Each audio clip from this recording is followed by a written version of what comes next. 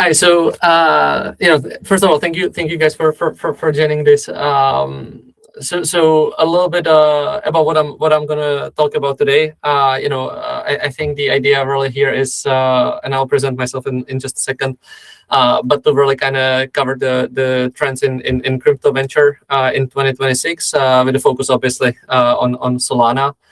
And why I'm here, to speak to you about that. So it's because here we go. Because I'm part of a venture fund. I'm part of Hardcore Capital.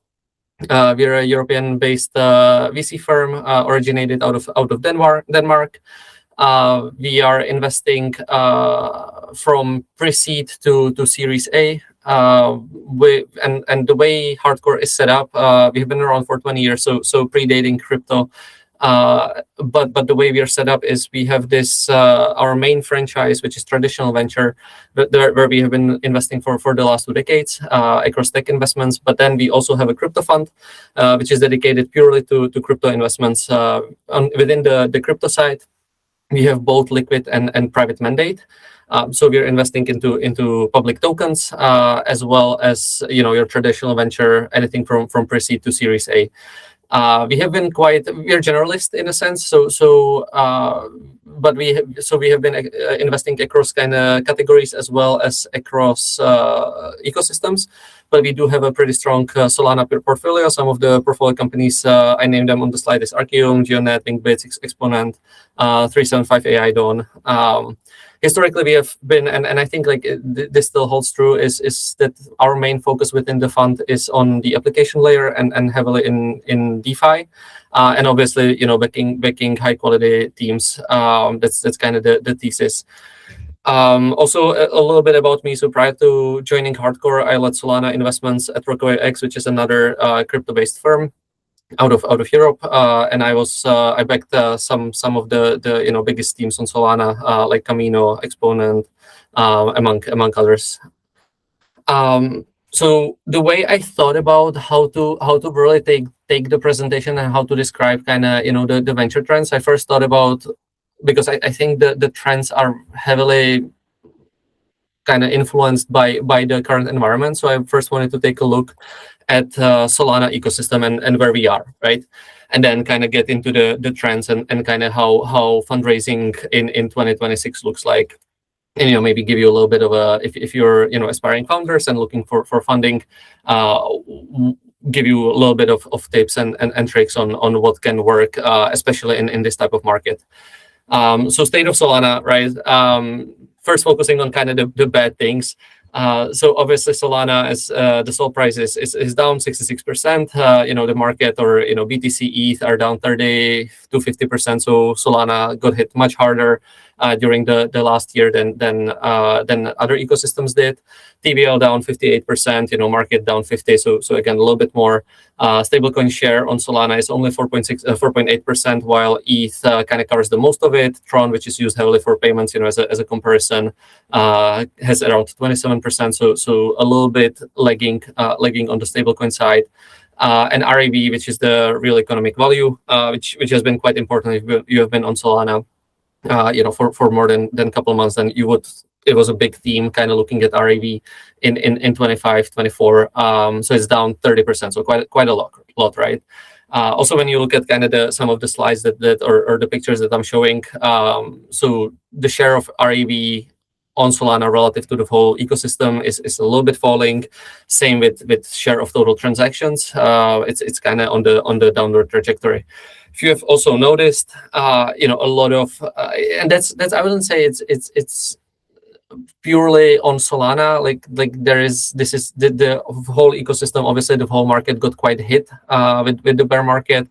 So everything is down, but the idea here is that you can see that Solana is kind of falling a little bit more than the whole market, and I'll get to why, and I think what we can do about that. But if you've noticed, a lot of VCs are also kind of leaving either Solana or if they've been focused on Solana investing, or the crypto space altogether. Just a couple examples: Variant, people from Frictionless, which has been historically quite strong. Solana VC, obviously everyone knows about Kyle from Multicoin, also leaving and focusing outside of crypto. So the last year, I would say the last 6 to 9 to 12 months have really been difficult for the market, but for Solana as a whole, and it's not looking amazing right at the moment. On the other hand, when we look at the positive side of where Solana holds its ground and where it's actually starting to show progress. So I think what is really important to note and to notice is that the spot DEX volumes are really being competitive to Ethereum and all of L2s. And we already are starting to see some tokenized real world assets emerging on Solana as a kind of breakout category. I would say this is a quite important distinction because Solana obviously has kind of lost the war on perp dexes, which has been the theme of 2025. And I think it's okay. I don't think Solana should be trying, and the ecosystem should be trying to catch up on that. Obviously, perps are important part of the ecosystem, but it doesn't matter if some other ecosystem has captured the win kind of in that category. Where I think what I think is important to realize is where Solana is strong, and it is the spot category, right? And you can see kind of again on the pictures on the slide that the spot trading volume is really starting to pick up on Solana. You also either whether that's on tokenized equities, which is kind of the slide on the or the picture on the left, or more interestingly, which I do think is a quite new emerging and very important category is kind of the pre-IPO trading, which if you have heard about pre-stocks, it's a Solana-based protocol where you can trade pre-IPO companies, and you can see a massive kind of uptick in volume on that side. And I think this is kind of very important to realize again, kind of as a comparison to where Solana has been hit a lot versus where it's seeing the traction. And as you're kind of thinking, okay, as a founder, how do I position myself, and why am I building on Solana versus other chains, or where can I add value to the Solana ecosystem as opposed to other chains? I think it's really important to understand this distinction, right? You're not supposed to be winning everywhere as an ecosystem. It's important to realize where your strength is. And I think in my eyes, that is for Solana really kind of on the spot volumes and the spot trading. And therefore, as a founder, building on Solana, I would really kind of think about what can I bring to Solana as a spot trading instrument potentially, and how can I help kind of in that sense. So really kind of just summarizing, the good, the bad.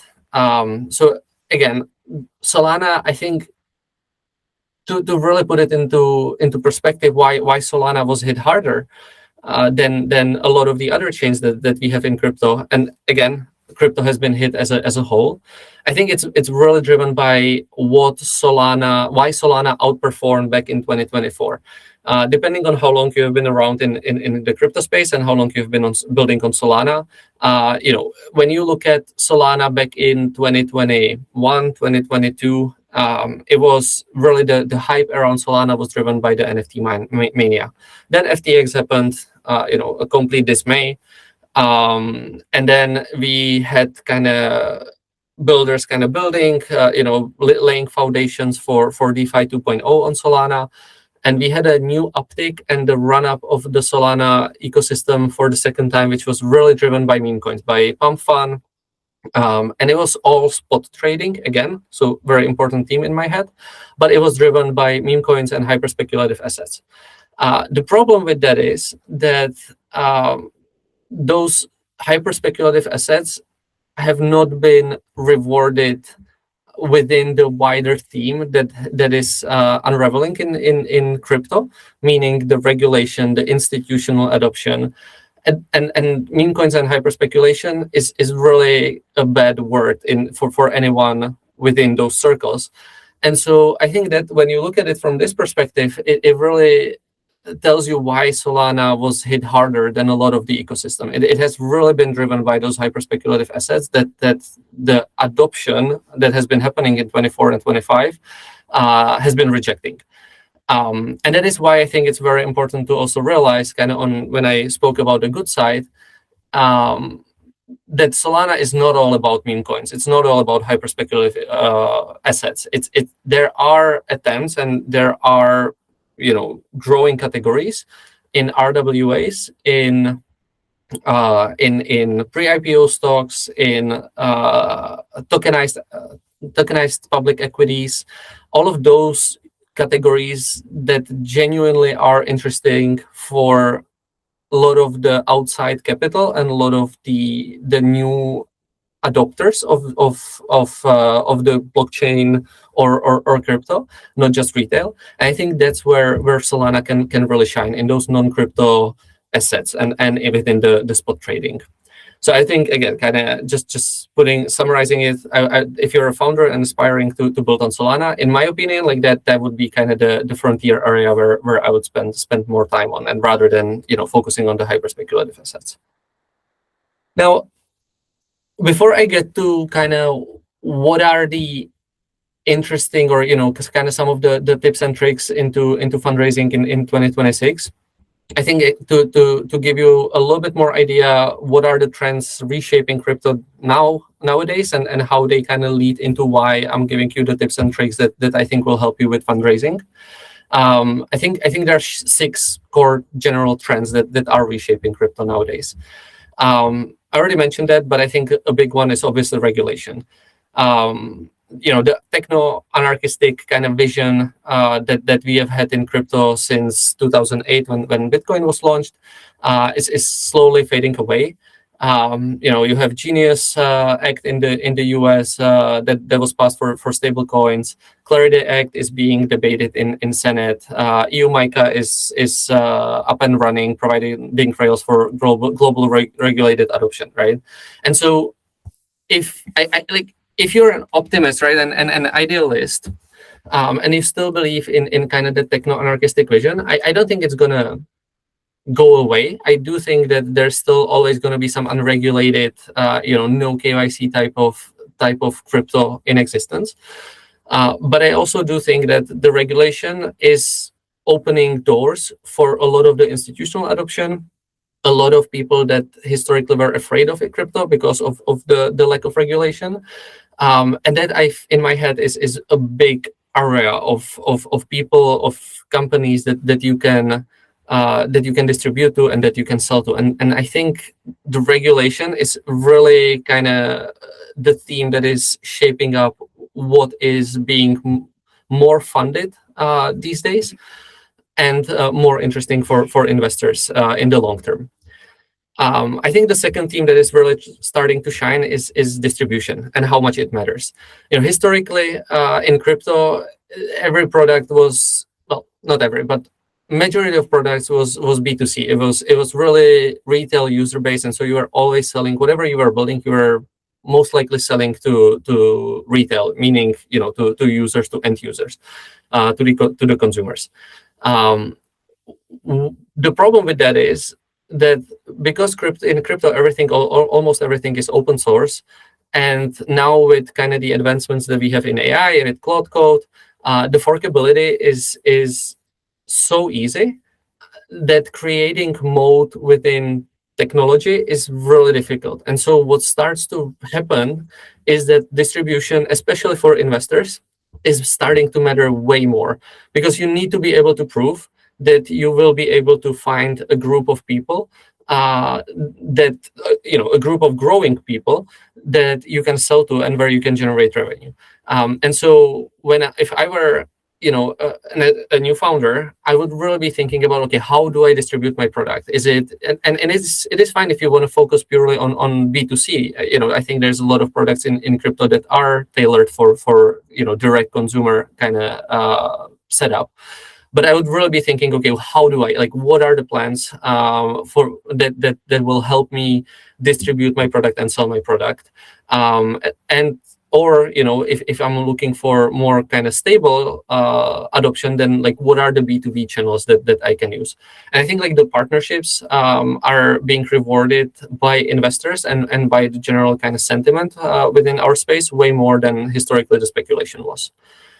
Then the third theme, I think, a lot of investors, myself included, and I will admit that we are at Hardcore, we are mostly DeFi investors. So obviously open finance is our kind of bread and butter, and always has been kind of the first value proposition, and where we thought that crypto will really shine.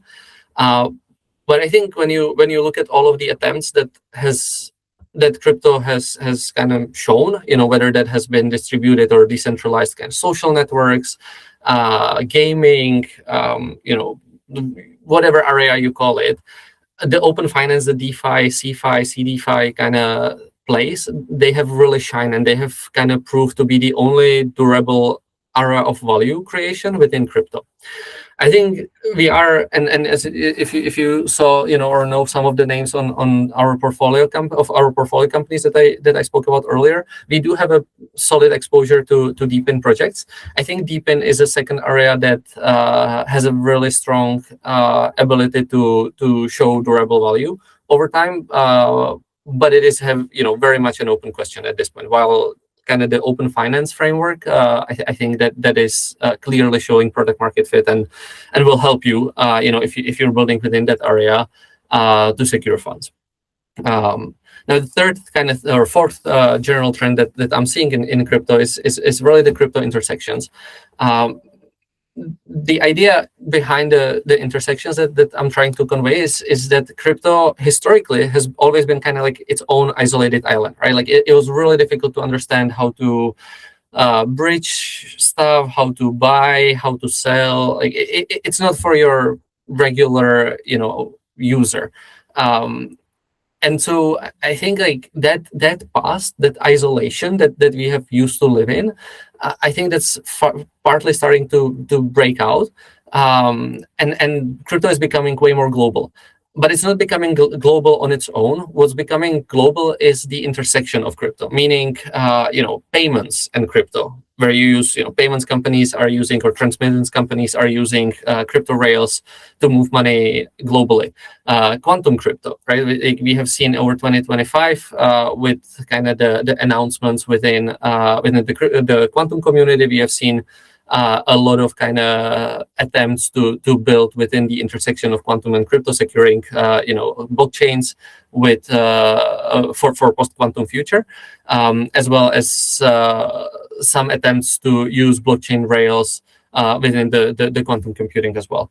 So I think like that area, again, kind of interesting frontier area where two distinct kind of categories or themes or industries are really shining, and where blockchain can help. Same thing with AI crypto. A lot of companies these days, or what a lot of builders are building, either AI trading bots, or a lot of people are talking about kind of autonomous agents, that are using the X402 rails for giving agents ability to pay for services.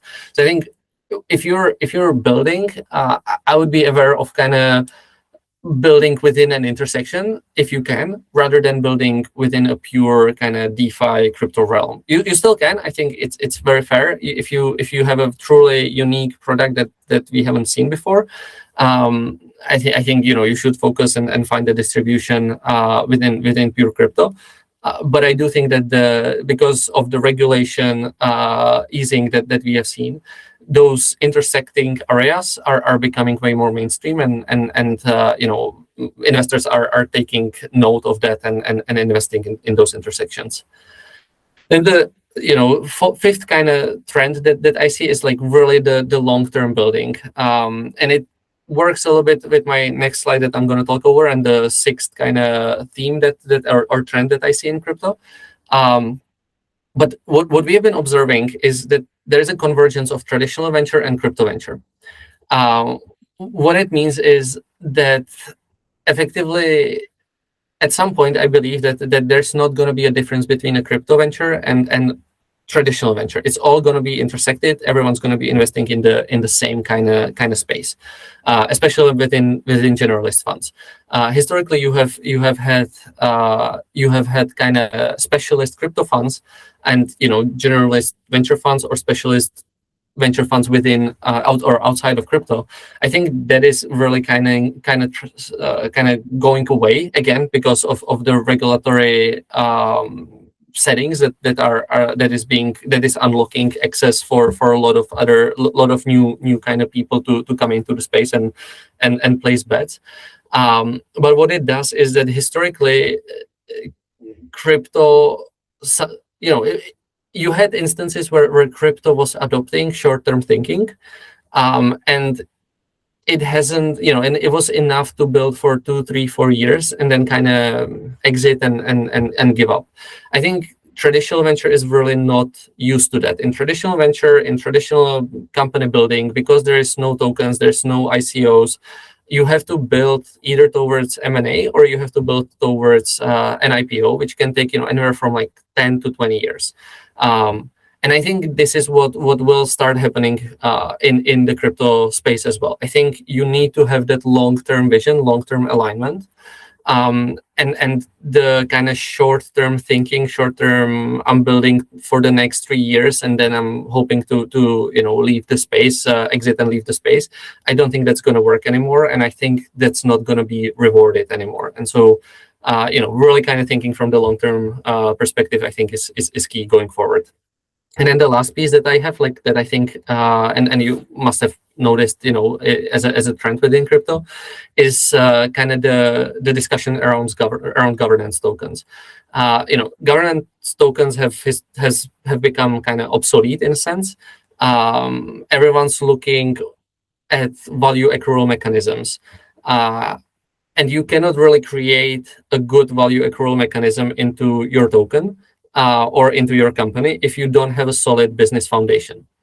And so again, kind of going to the previous point on the long-term building, I think no investor at this point is willing to accept a risk of backing a founder who hasn't really thought about how to build a strong foundation of a business before thinking about tokens. Nowadays, what we see more and more often is, as investors, we're demanding to really look at how the business is going to be made, how it's going to make money, like what's the fundamentals of the business, rather than what the token utility is going to be, and if there's going to be a token, and when you're going to do an ICO. I think that, or TG, right? I think that has really kind of been stripped away, and the value over kind of the tokenomics is being rewarded. Staying a little bit on just the future of the tokens, because I think there is like a very distinctive view that we have at Hardcore. The way we kind of see it is, as a future of tokens, is that the tokens as a whole category, they're still going to exist, but the distinction between equities and tokens is going to collapse, right? Like the way we see it is they're going to become a single asset class. And I think that is being again driven by the adoption of the institutions, by the regulation, but there's going to be the convergence of like TradFi and DeFi world. And it's going to demand a single investment instrument from day one, right?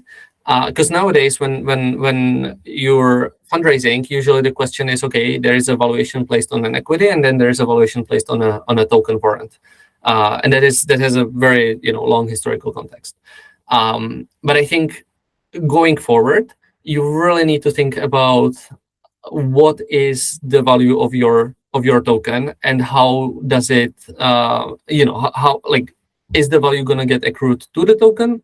Is it going to accrue to the equity? Will you have two asset classes, or will you converge them into one? Will it be a pure equity investment? Will it be just soft? Because when you look at a lot of the token problems or the governance problems that we have seen over the last 6 months, take Aave as an example, or Axelar historically, where the equity company was sold while the token holders kind of were left hanging. I think it is really important, to realize that this is that this kind of two-class instrument is creating this alignment between a lot of stakeholders and shareholders within the business. And so I think the distinction that I'm trying to make here is when you're then going for a, you're going to go fundraise and you're talking to investors. I think it's really important for you to really think already now, what do you want to build, right? Do you want to build an equity company? Do you want to build a token company that will just have a token? Do you want to build the two kind of sided company, meaning tokens plus equity? But then how will you deal with the misalignment between the individual stakeholders? Because when you're then, from a perspective of an investor, when you're then looking at the company or the assets, it becomes a very kind of check the box type of solution where, for example, as I mentioned, we're both liquid and private investors. And when we're investing into liquid tokens, we literally have a checklist, right? Like that effectively your token needs to hit before us being able to purchase it. And a lot of investors that are going to be coming into the space, if they do want to invest into the token as a primary source of the company's value, where value accrues, they'll have the same kind of list of demands that we internally have. Just to make that distinction a little bit clearer, I kind of put on the slide two types of tokens that we have right now, right? Like Hype versus Morpho. I thought those are pretty good kind of comparisons, because both Hype and Morpho, they have a very strong underlying business. When you look at the TVL of Morpho, beautifully growing, the growth rates are amazing. Hype, obviously, very strong. TVL, the traction is amazing. 1 billion in annualized revenues. Blah, blah, blah. So both really good businesses. One has a really good token and people will and do want to buy it. The second one is really bad token. And I think when you're looking at it from a perspective of a long-term non-speculative investor, but a fundamental investor, will prevent you to enter tokens like Morpho, even though the business is good, right? With Hype, there's no equity instrument, right? Like there is a full stakeholder alignment, as I mentioned before. A very important piece for us. For Morpho, in this instance, it's actually good. There's also no equity instrument, so like aligns here. On Hype, you have a clear enforced value accrual mechanism. For Morpho, there's actually no enforced value accrual, right? It's a subject to governance vote.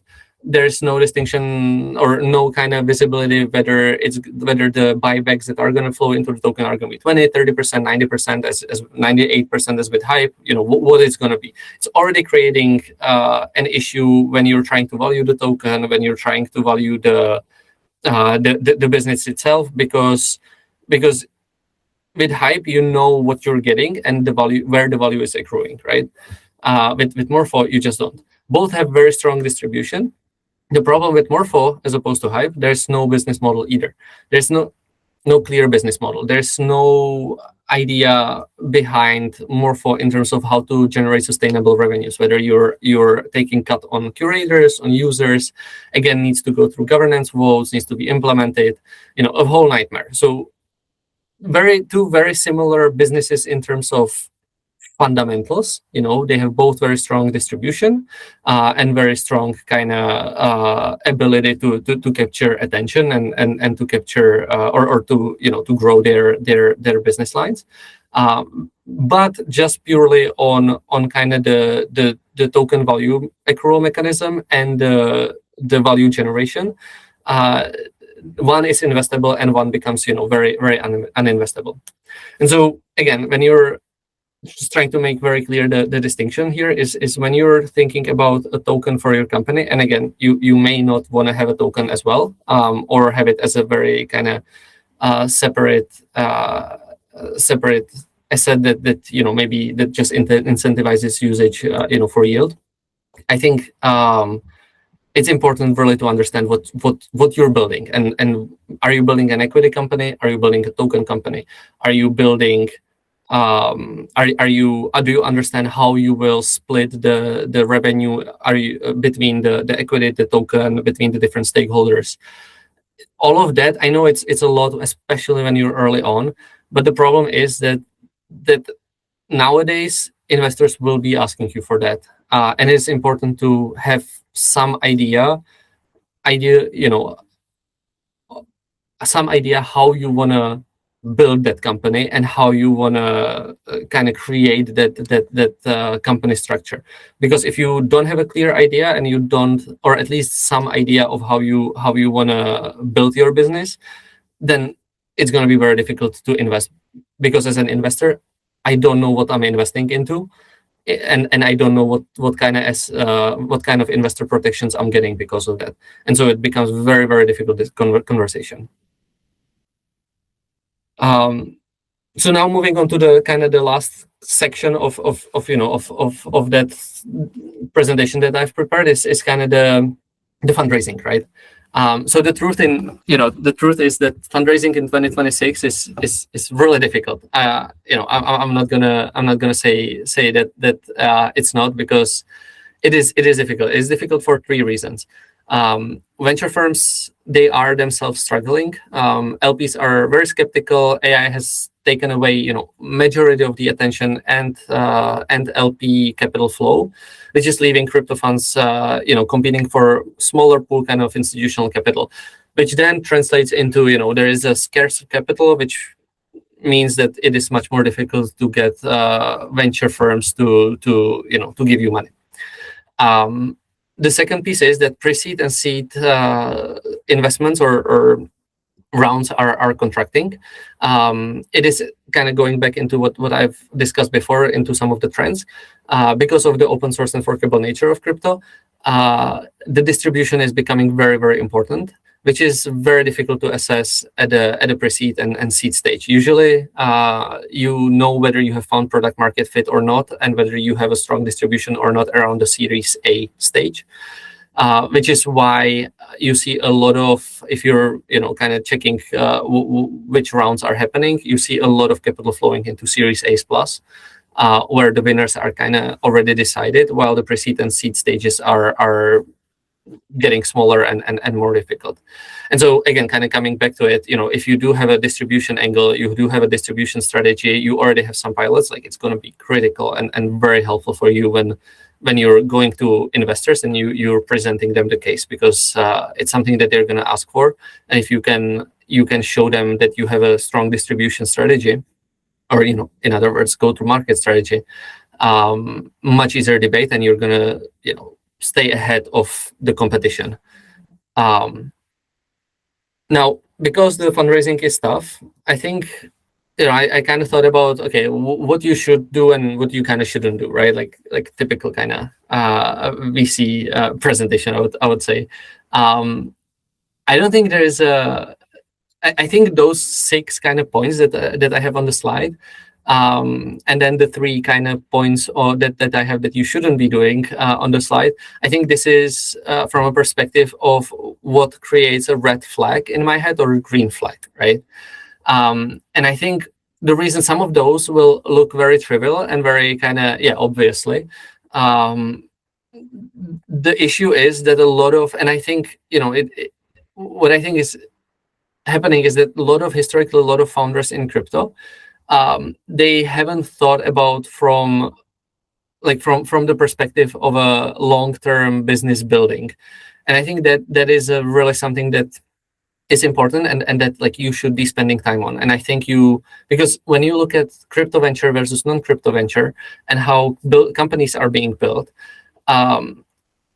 there's almost never that I see non-crypto venture company that wouldn't come with pilots, clients, revenue, even in those early stages, just to show that they have some traction. And I think this is something that in crypto we historically didn't want. It's not fault necessarily of the founders. I think VCs are very much at fault here as well, but it's something that is changing, and that you need to kind of understand and build like that. You're not building within the old realm of crypto. You're building within a category of venture. So going into what you should do, right? So first of all, obviously, build first. It is extremely important before you go to fundraise, that you ship an MVP. You should have a product. If you don't have a product, you can still fundraise. You can find investors that will give you money, but it is very much an exception rather than the rule. And so if you can, I think you should focus first always on building and shipping the MVP. You get an MVP ready, you secure, if you're building for consumers, then you secure 30, 40 evangelists, your core customers, that you can show that they're using it on a daily basis. You show the traction, you show retention, you show kind of how the users are using it. Or you secure 1 to 3 kind of pilots for the B2B angle. So the traction is really becoming kind of the core when fundraising. And it'll give you an amazing edge if you already come with something like this in front of an investor. Obviously, then come prepared. That kind of goes back into understanding. And as I spoke, about the token strategy, as I spoke about the teams, just be clear on the distribution strategy. Be clear on the monetization, the competitive landscape, the defensible mode. Like, you need to be extremely prepared. Sometimes you do see founders that they come in and they don't have it really figured out. If you don't have it figured out, it's okay, but you're not ready to receive institutional capital. So be sure to be, to come prepared, be ready to receive the institutional capital, because without that, especially in this environment, you're not going to be able to get it. Third is, revenue. Especially if you're at pre-seed stage, I think getting the MVP and the evangelist, some of the users, that's enough. But if you're at a seed stage, you should be generating revenue. You just need to. It's not becoming optional at this point.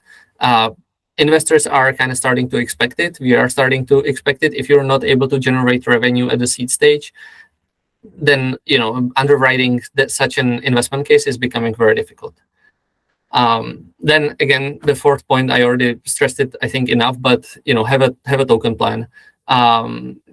Know exactly why a token exists, how it accrues value, how the regulation in your eyes is going to look like for it, and why. Again, it's going to put you ahead of the competition. The fifth point would be really define milestones. I find that surprising, but I often, when I speak to founders, I ask them, when you're raising $1 to $5 million, I ask them, okay, where will the money get you, right? What are you, if I fund you today, what are you going to do with it? What are you going to show me?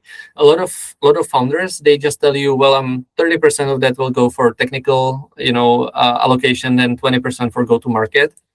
That's not really having a crisp, kind of credible answer, right? That's not what I'm looking for. I'm asking you where you will be in 18 months. If I give you $2 million today, where will you be? Will you have 500K in ARR? Will you have 30 million in TVL? Will you have, 500 users using you daily with 89% retention rate, right? What is it that you're building with it? Because I need to understand how you want to spend the money, so that I can understand what's your growth trajectory looking like. And we don't get into a situation where in 18 months, you're going to come and you're like, well, I actually have none of that. And you're not prepared to do an up round, bigger round. And it becomes a whole nightmare for the both of us. So make sure that you understand what the money, not only what it is used for, but where it's getting you. Extremely important. And then the sixth piece, which I think is a little bit what not many founders are realizing these days, just be AI due diligence ready, right? As investors, we are always looking at the frontier of the tech. We are using AI heavily. And so just be sure that your documentation, data rooms, positioning, it's all clean, structured. Ideally, if I can just plug it into my tools that I've developed, it's perfect, because I am using daily AI tools to help me with due diligence, with research.